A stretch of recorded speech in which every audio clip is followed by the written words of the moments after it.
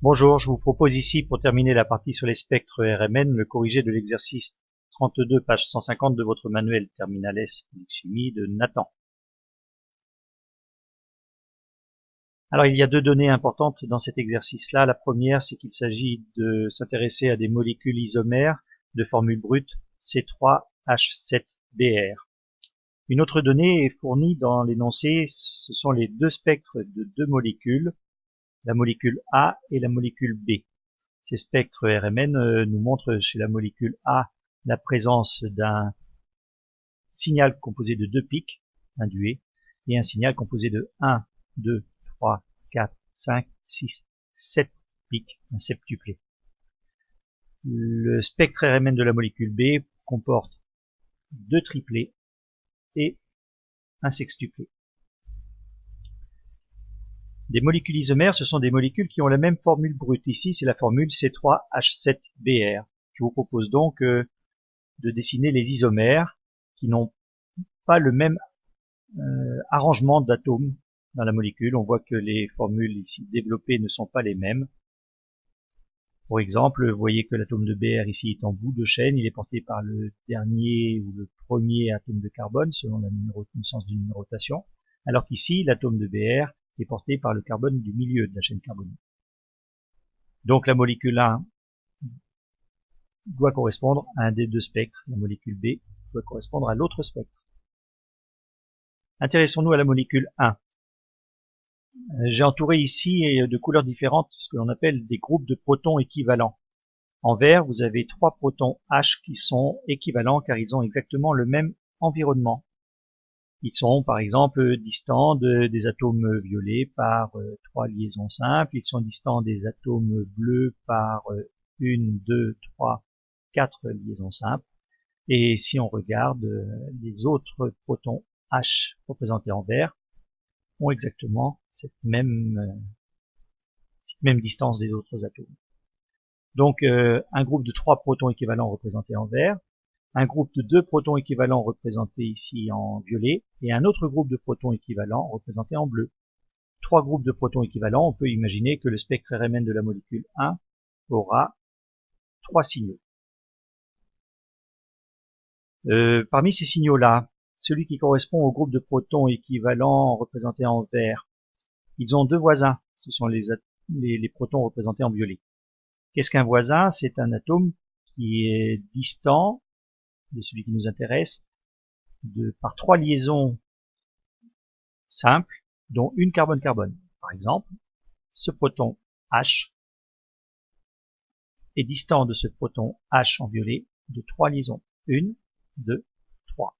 Ils sont donc voisins. Mais aussi, 1, 2, 3 séparent ces deux protons-là, le vert et le violet. Même chose pour tous les verts qui ont donc les violets comme voisins. Selon la règle de multiplicité, si un proton a deux voisins, alors sur le spectre on retrouvera 2 plus 1, un signal avec 3 pics, ce que l'on appelle un triplet. Les protons équivalents représentés en bleu, eux aussi ont deux voisins, ce sont les protons représentés en violet. Deux voisins, 2 plus 1 égale 3, encore une fois un triplet pour représenter ce groupe de protons équivalents. Et enfin, les protons équivalents représentés ici en violet, eux ils possèdent 5 voisins. 3 voisins verts, plus 2 voisins bleus, 5 voisins, 5 plus 1, nous aurons un signal avec 6 pics, un sextuplé. Pour ce qui est de la molécule 2, nous avons ici deux groupes de protons équivalents, donc le spectre RMN possédera deux signaux.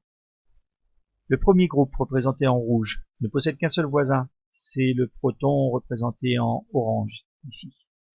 Un seul voisin, 1 plus 1, ça nous donne donc un signal avec deux pics que l'on appelle un duet. Le seul proton représenté ici en orange, alors le seul à avoir cet environnement-là, puisque c'est le seul qui est relié à un carbone qui porte lui-même un Br. Eh bien lui, il a 6 voisins, les 6 protons représentés en rouge. 6 plus 1 égale 7. Dans le spectre, je dois retrouver un signal avec 7 pics, ce que l'on appelle un septuplé. Il est donc maintenant assez évident d'associer les molécules aux différents spectres. Par exemple, la molécule 2 doit avoir un spectre avec un septuplet. On le retrouve bien dans le spectre de la molécule A. Et puis un duet que l'on retrouve aussi dans le spectre. Petite remarque, le septuplet est à gauche, c'est-à-dire qu'il a un déplacement en ppm plus important que le signal duet. Pourquoi est-il plus déplacé? Parce qu'il correspond à un proton qui est finalement proche de l'atome de Br, qui est un atome très électronégatif. Donc, plus proche d'un atome électronégatif, le signal est plus déplacé. Pour la molécule 1, nous avons bien un spectre avec 3 signaux, 2 triplets, un sextuplet. Et pour différencier les 2 triplets, j'ai associé à ce triplet-là le groupe de protons équivalents représentés en bleu. Pourquoi? Parce qu'ils sont les plus proches de l'atome Br très électronégatif, donc le signal sera le plus déplacé. Voilà, nous avons donc associé le premier isomère molécule 1 au spectre de la molécule B, et donc la molécule 2 au spectre de la molécule A. En espérant que cette correction-là vous servira de bilan pour bien terminer cette partie sur les spectres RMN. Je vous remercie et à bientôt.